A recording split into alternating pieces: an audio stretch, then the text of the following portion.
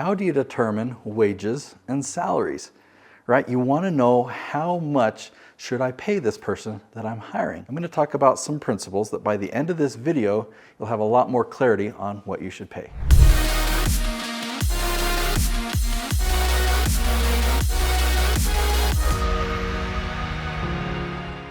So I'm talking from a place of business wisdom. I've had my company for 13 years, which I feel is enough time for me to share some advice on this. I'm not perfect at it, but I've tried a lot of different things. I've experimented with a lot of different things.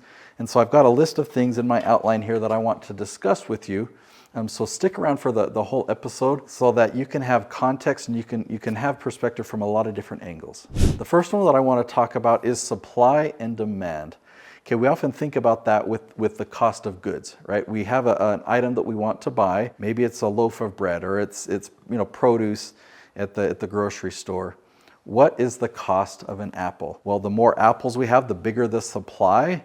Typically, the cost will go down, or the higher the demand, and if there's lower supply, then the cost will go up. So if you think about that in terms of hiring somebody, whether an employee or an independent contractor, the bigger the supply, the more people there are that do this same thing, the cost will go down. But the lower the supply, the cost will go up. Or talk about it in terms of demand. We had this pandemic and there was a big demand for all things medical and there was a big demand for all things virtual or online, right? So when there's a high demand, costs or prices will go up. And when there's a low demand, costs and prices will go down. So when you're ready to hire someone, you can really look at the supply, like how many people are there like what I'm trying to hire. In many other episodes, I'm not going to go into detail on this channel, but I talk a lot about systems, and you'll be more successful in hiring people and having that be a good hire if you first create a system for them to follow, because then when you hire somebody, you can think, how many people are there that I could hire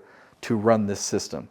So just to paint that picture more clear, let's say I had a McDonald's franchise, right? They have something everything is systematized, from the registers to how to use the registers, how to dress, how to flip the burgers. I don't know their systems, but I know it's very systematized because I've been to a McDonald's in the United States. I've been to a McDonald's in Israel. I've been to a McDonald's in Shanghai. I've been to a McDonald's in France. I don't really buy their food, but I'm curious to see what the restaurant looked like and if the menus are the same. So I would say that the supply, the potential of people that are capable of running something that systematized is quite high. That's why McDonald's hires high school students for most of their positions, because they don't need somebody that's really specialized. They don't need a professionally trained chef for their restaurant, right? They just need somebody who can run their systems. But something else that I've seen recently, just talking about fast food, is I've seen wages in fast food actually go up during the pandemic. With the Great Resignation, a lot of people wanting to work from home or just leaving their jobs and whatnot, a lot less people wanted to work in fast food. So I remember even Taco Bell was one of the first that said, we pay over $15 an hour, which I'd never heard of that in the fast food space. So the way that I define it, I would say that there was a lot more demand, and so they had to raise the prices because of the lower supply, I guess, of people that wanted to work in fast food. Now there is a belief that paying high wages is noble. Like there's honor in paying high wages, or it's honorable for me if I pay somebody more for something. And I think there's actually truth to that, but at the same time, there's common sense.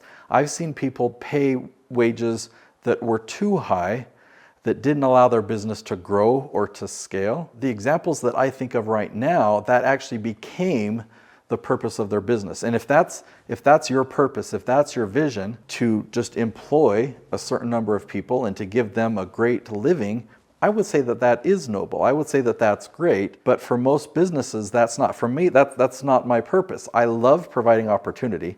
I love employing people. I love the overseas people that I hire and the way that I've been able to change their lives.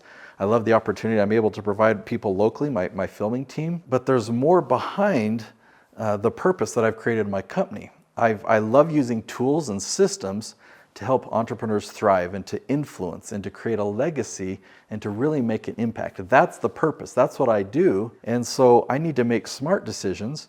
I need to follow that supply and demand. If I'm hiring a videographer, I want them to feel like it's a win. The amount that I offer them is a win, and it needs to be a win for me.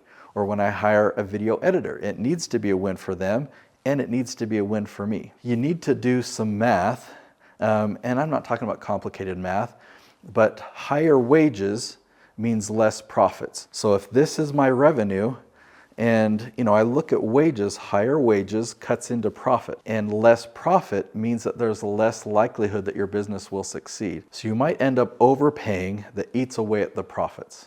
Now, a topic of another conversation, and in fact, several episodes on this channel, there is a difference between hiring somebody USA-based versus hiring somebody overseas. A type of skill set that I commonly hire for in my company, if I were to hire somebody here in the USA full-time, I'd be paying them between $4,000 and $5,000 a month, but I found them overseas and I pay them $400 to $500 per month.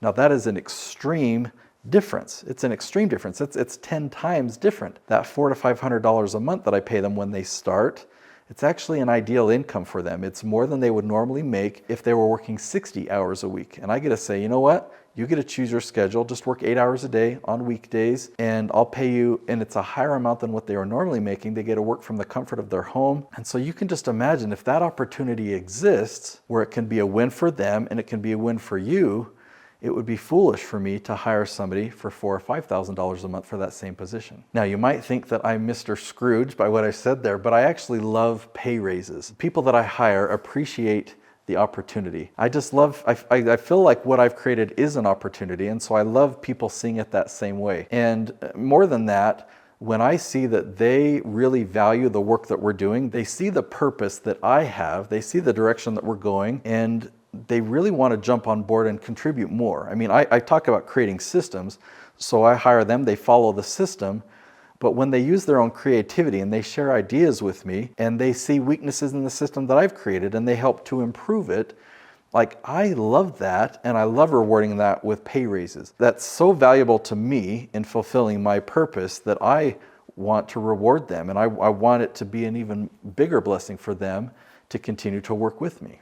Okay, so I've actually got a little formula that I've written down on my notes, but I'm going to put it here on my flip chart.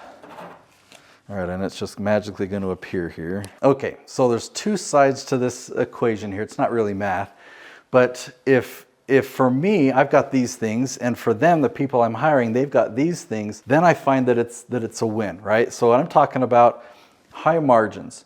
If the price point that I am able to hire them allows me to sell my products or services and have high margins, then that's great. That means that there's going to be profit in the business. If I just have a sense like, man, I feel like I'm getting a really good deal here, it's definitely a win for me.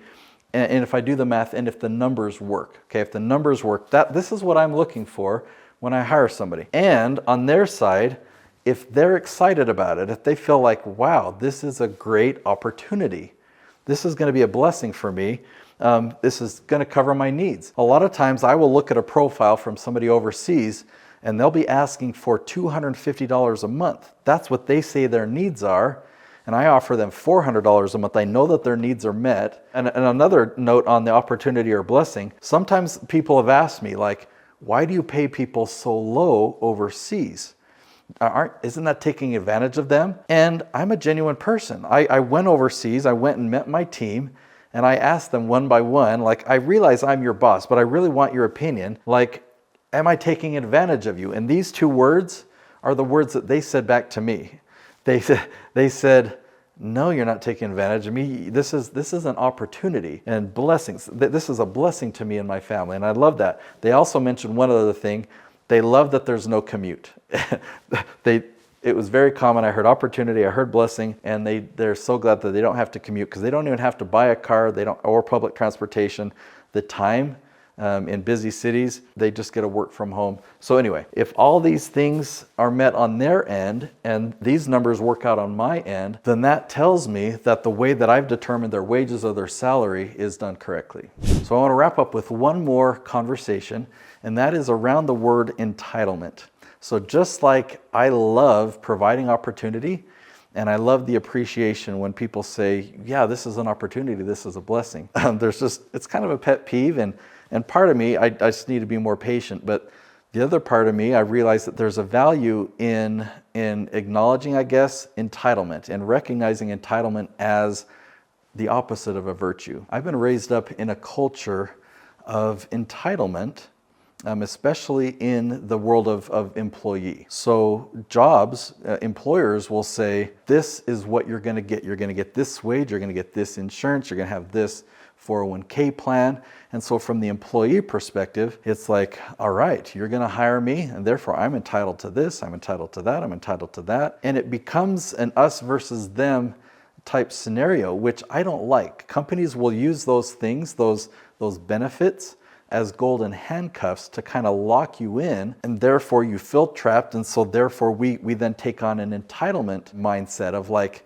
well, I'm entitled to this, and they'll get attorneys involved, or unions, or whatever it is, or protests, right? That's like, or walkouts, or they'll have a strike, things like that. And it's that us versus them mentality when it's like, what happened to the opportunity? I mean, I think about some close friends of mine. I'm even thinking about a family member right now where they've changed jobs multiple times. And when they get this job, they get hired, they're excited about it and they feel like it's this opportunity. But as time goes on, they start to focus on more and more of the problems and the disadvantages and the bad qualities or whatnot. And eventually they get to this point like, it's no longer an opportunity. This is drudgery. I hate this. I'm entitled to this, this, and this, and I don't feel like I'm getting it.